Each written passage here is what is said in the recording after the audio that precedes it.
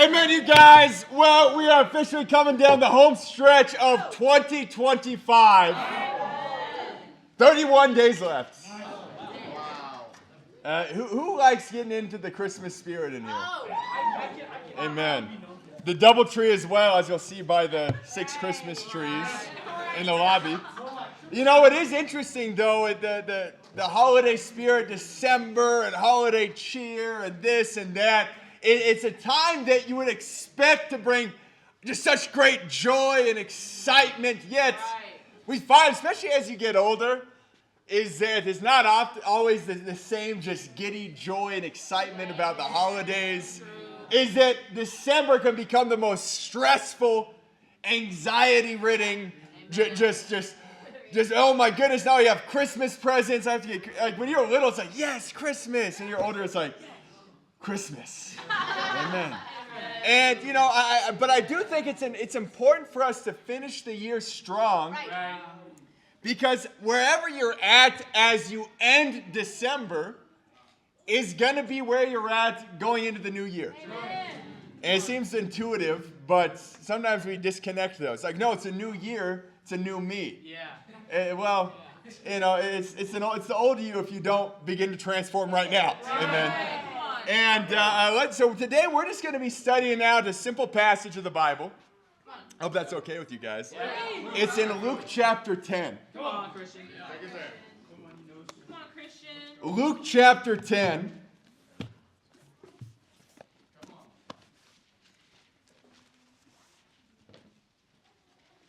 on, Christian. Take us there, bro. And we're going to pick it up in verse 38. As Jesus and his disciples were on their way, he came to a village where a woman named Martha opened her home to him. She had a sister called Mary who sat at the Lord's feet, listening to what he said. But Martha was distracted by all the preparations that had to be made. She came to him and asked, Lord, don't you care that my sister has left me to do the work by myself? Tell her to help me. Martha, Martha, the Lord answered, you are worried and upset about many things, but few things are needed, or indeed only one.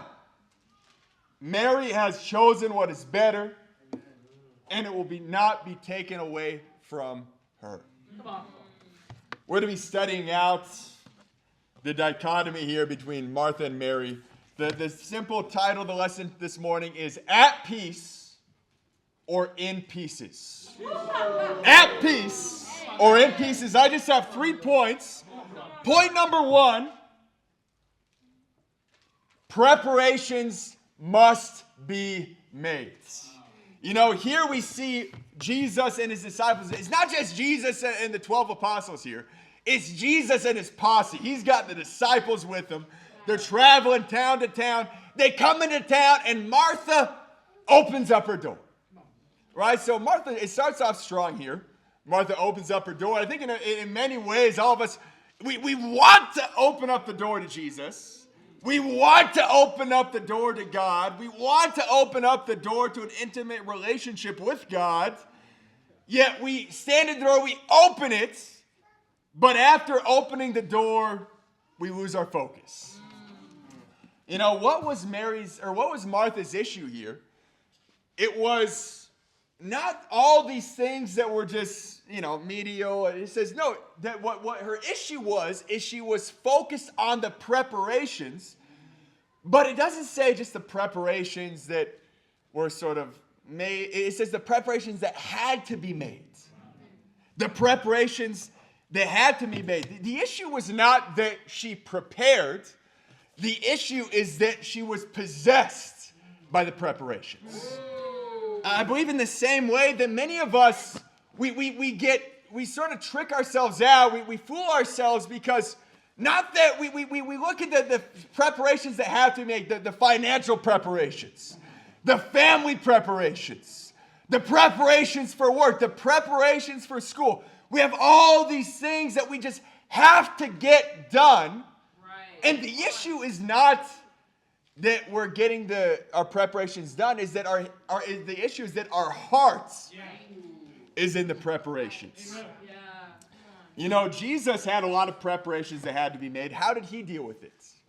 Well, Mark chapter 1, verse 35, many of us are familiar with it.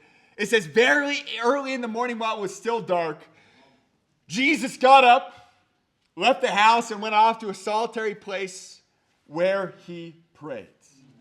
You know, you think you have a lot going on. Jesus had the world to save. He had a little more going on, even than you. I know you're busy. Jesus even had a little more going on than you did. But what was his solution? He got up early in the morning while it was still dark and prepared with his relationship with God. You know, we love looking at Mark chapter 1, verse 35. It's a passage many of us are familiar with. One that many people are not familiar with is John chapter 20. Let's go ahead and turn there. Come on, Christian. John chapter 20 in verse 1. It says, early on the first day of the week, while it was still dark, Mary Magdalene went to the tomb and saw that the stone had been removed from the entrance. You know, here Mary Magdalene, she woke up early in the morning while it was still dark to go spend time with Jesus. Yeah, come on. Fire alarm? No. You know, for us, we got to make a decision to really identify what are the preparations in our life that need to be made. You know, I think one of the issues that many of us run into is that the preparations, they kind of just come across our lap. They come across our desk the day of and the morning of or the afternoon of, and we sort of forgot about it, but then it's there. We get an email alert. Oh, that bill's due today. Oh, my goodness. We get a phone call. Is that we just don't plan. We don't prepare. Here's one challenge. I got a few practicals today. But one thing I put before all of us is to begin to, if you're not, begin to use some type of planner for your week. Begin to use some type of planner. Have a short-term plan. Sometimes we say, oh, well, no, I just sort of take things day to day and it works out. It works out until it doesn't work out. Is that I put before you that everybody in here who does not use a planner has dropped more balls than people that do use planners. Amen. True. Right? Because it's just, all it takes is that one thing to slip through. And then it's just a domino effect of just affecting the other things in your life. Is that here's something that will transform your life. If you take 5 minutes in the evening to prepare for the following day. Take 5 minutes to go through, what do I have tomorrow? What's due tomorrow? What do I have on my plate tomorrow? It's going to transform your life. Because we all have preparations that have to be made, and that's going to define the rest of your life. If you don't say, man, well, I got to deal with this, I got to deal with that. But man, after that, here's the reality, guys. There's always going to be things on your plate. Yeah. You know, I thought I was busy. I was like, okay, I got this. Now I have 2 more things on my plate. There are 2 beautiful babies back there. And you know what? When we found out Devin was pregnant with twins, and we were working for our apartment complex as well. We had so much going on. And Kyle Bartholomew, who disciples us, I was like, man, we got this. He says, Christian, the issue isn't that you're too busy.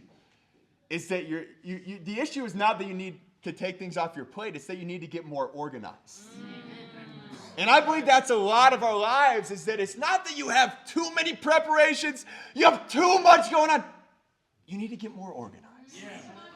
And Martha's issue was that she just wasn't organized. Her heart posture was not in the right place. Her heart was all in the preparations. You know, who else was in the story there? Was Martha's little sister named Mary. And Mary, Jesus was fired up about Mary.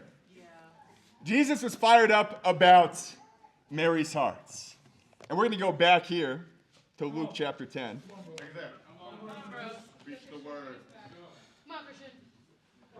Preparations must be made. My practical for you, get a planner. Whether it's a physical planner or whether it's your phone, it's your phone, you got to be disciplined with it. Otherwise, you're going to do it once or twice, then you're going to forget about it. I mean, the issue can be the same. I cannot be the only one who's done this. Bought a planner, physical planner. Been so fired up to get into it. Man, I'm a changed man. It's a new year. And I boom, my first week, I have everything written out. My second week, third week, I have like from the fourth week to like the 12th, it's like, what happened? Man, I was on a roll. So in my faithlessness, I started getting dateless planners. So I can pick it back up if I fall off. Like, man, it's like, instead of like the 25 to 26 planner, let me just get an empty one. I'll fill in the date. So if I fall off for a few weeks, I'm locking back in. But get a planner, 1. And 2, take 5 minutes to prepare for your day the next day and make sure your priority is your walk with God. That if you don't plan your time with God is not going to happen. Point number 2, prioritize presence. Prioritize presence. Not E-N-T-S, E-N-C-E. Amen. You know, why is it so important to prioritize God's presence? Well, it's because it's the only thing in your life that will bring you peace. Luke chapter 10, go back here, verse 41. Jesus addressing Martha, he says, Martha, Martha, the Lord answered, you are worried and upset about many things, but few things are needed, or indeed only one. Mary has chosen what is better, and will not be taken away from her. So, man, here Jesus says there's only one thing that matters. Say, man, well, what did Mary do? What was, man, I want to know what's the one thing, right? This is like the one secret to transform your life. She's like, man, there's one thing. There's only one thing it can be. Because there's only one moment in this whole passage that Mary's actions are addressed. And that's in verse 39. It says she had a sister called Mary who sat at the Lord's feet listening to what he said. Prioritize presence. What did Mary do that so set her apart, that made her so special? It was that she sat at the feet of Jesus. And here's something I put before you, that if you're not at peace right now in your life, your heart is racing, you're anxious, you're worried, you're upset, you're unhappy where your life's at, you're upset about this, you're bitter about that, I can promise you it's due to a lack of time staying present at the feet of Jesus.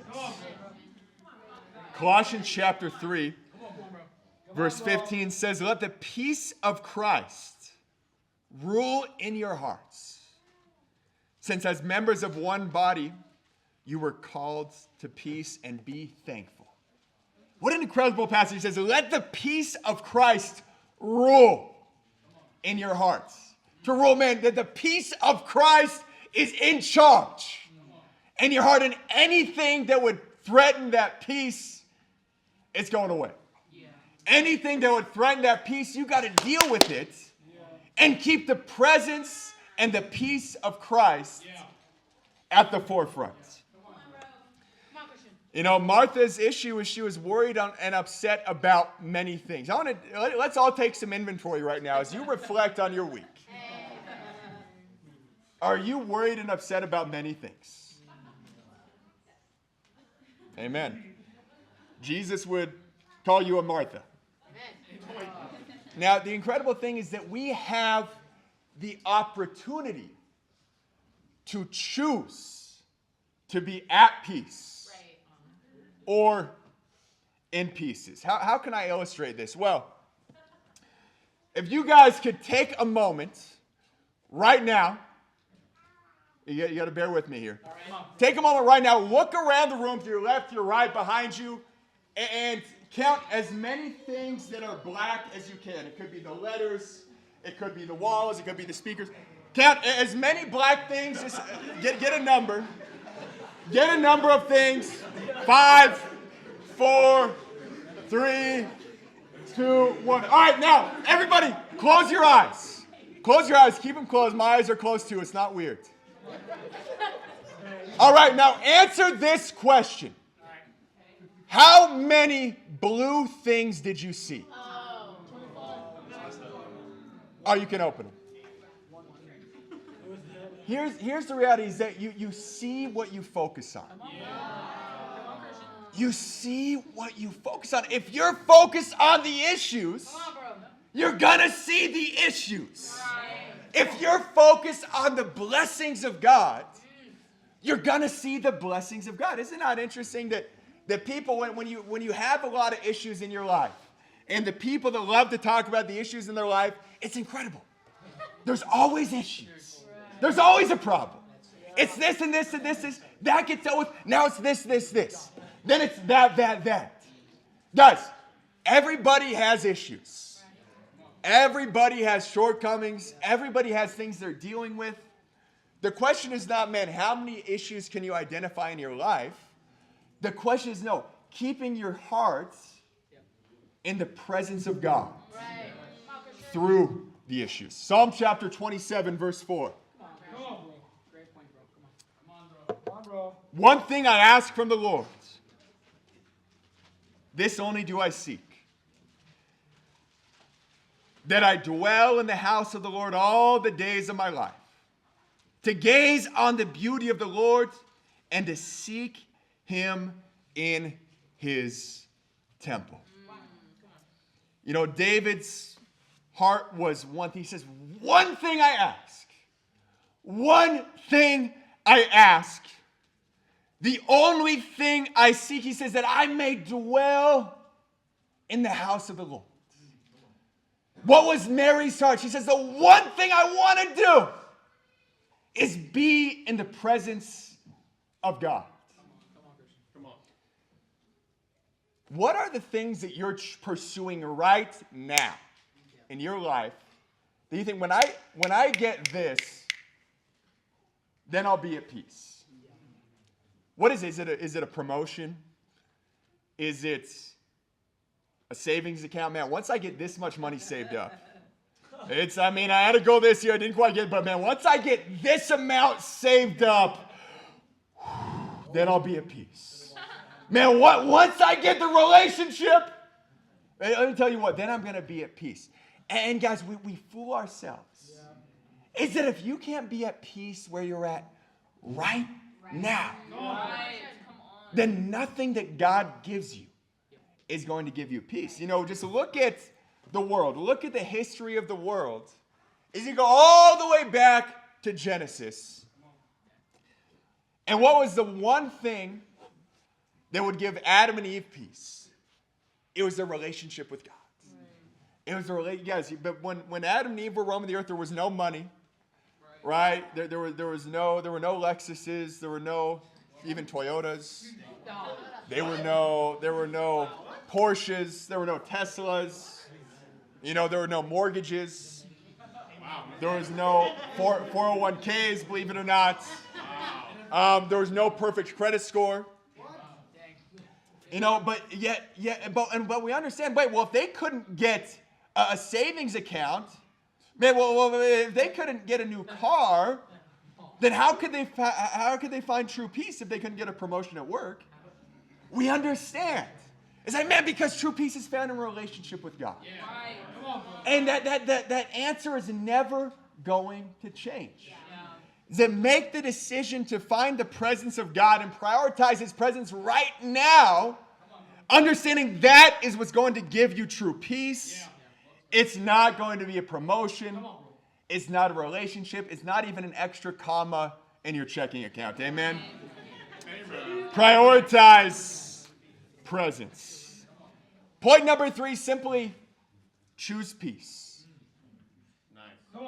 Choose peace. You know, the same Mary here in Luke 12 is also, or in Luke 10 is also in John chapter 12. Let's go ahead and turn there. Come on, bro. Take it there, bro.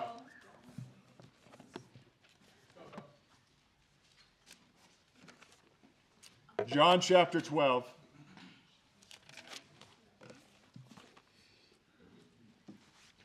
on, bro.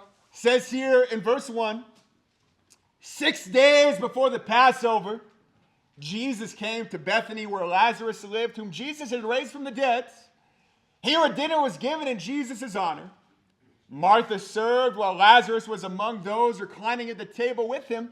Then Mary took about a pint of pure nard, an expensive perfume. She poured it on Jesus' feet and wiped his feet with her hair. And the house was filled with the fragrance of the perfume. Choose peace. You know, here, same characters in the story, different story, different moments. Yet we see Mary's heart posture was the same. You know, the first scenario, what did she give to him? Nothing. She sat at his feet. Now she had $40,000 of perfume. And she gave her best. At one point, that was $0. At one point, it was $40,000. But her heart posture was the same in both situations. In both stories. I think some of us, we think, well, when my situation gets better, then I'm going to give God more of my heart. When I get more money, then I'm going to give God more of my heart. Then I'm going to give him more of my time. No. God's saying, man, what are you going to give me right now? What are you going to give me right now? I know we have a lot of guests here today. And a lot of us, we have reasons of why we're not pursuing God with all of our hearts. Yeah. And many of them are good reasons in our heads. It's like, well, I got this situation at work. I got this situation with my family. I got this situation with my boyfriend or my girlfriend. But once I get through this, then I'll give God my heart.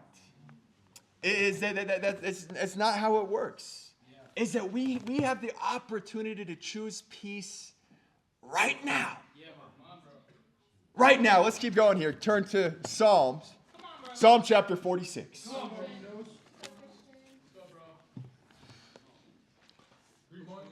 Psalm chapter 46. Come on, bro.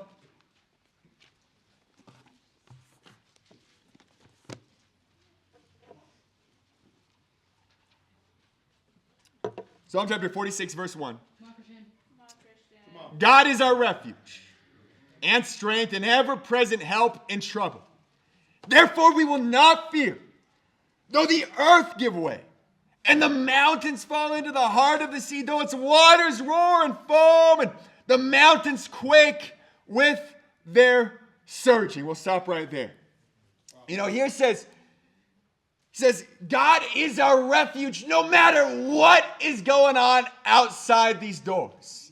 What does he say? He says, we will not fear though the earth give way, the mountains fall into the heart of the sea. He says, man, there is chaos. But I'm okay because God is my refuge. Proverbs chapter 18, verse 10 says, the name of the Lord is a strong fortress. The godly run to him and are safe. You know, it doesn't say, hey, when January gets here, run towards God. Man, when you get through the Christmas season, man, when you get through, man, dealing with the family, dealing with the Christmas presents, man, dealing with this, dealing with that, dealing with this, dealing with that. He says, once you get through all of that, then God's your fortress. No, God is our fortress right now. Yeah, come on, bro. I just want to challenge each and every one of us to make the decision to choose peace. Now, maybe you're at a place where it's like, man, well, I've been reading my Bible. I've been reading my Bible. I've been trying to pray. You know, when you look at the Old Testament, and whenever people began to drift from God, or whenever people wanted to radicalize their relationship with God, they always did two things. It was through prayer and through fasting. You know, the prayer is the one we like to talk about. The fasting is the one we like to kind of brush to the side. It's like, God, I'm going to pray. I'm going to pray. I'm going to pray. But no. Prayer and fasting. Yeah, come on, bro.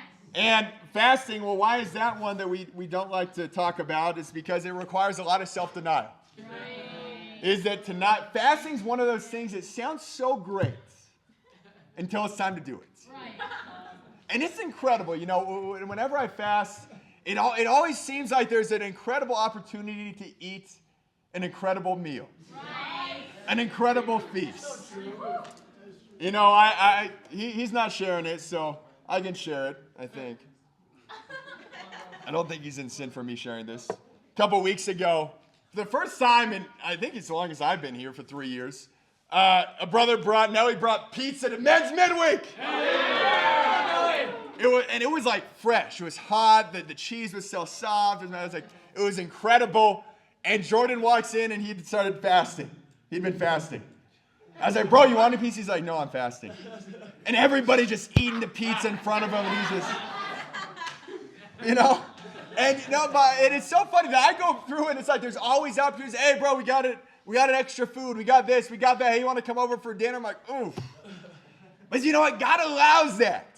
He's like, man, how much do you really want to draw close to me? Right. And here's another practical note. I want to encourage all of us. Now, I have a study on fasting I could give you to give you a little bit of a biblical understanding. But to make a decision before the end of the year to have a day of fasting. Yeah. To have a day of fasting. Now, in the Bible, that's not eating. And here's the other cool thing about fasting is that there's incredible physiological benefits of fasting. True.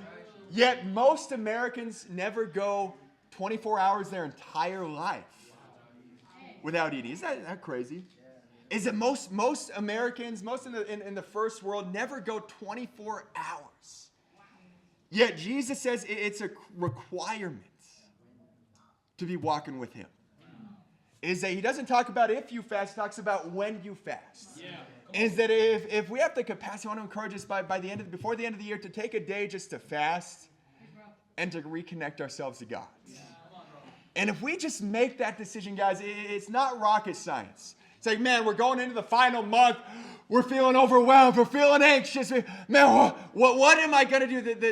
The solution is simple. It's to be a Mary. Jesus says the one thing. He says, Mary's done what is right. There's one thing that she did. She sat at the feet of Jesus. Yeah.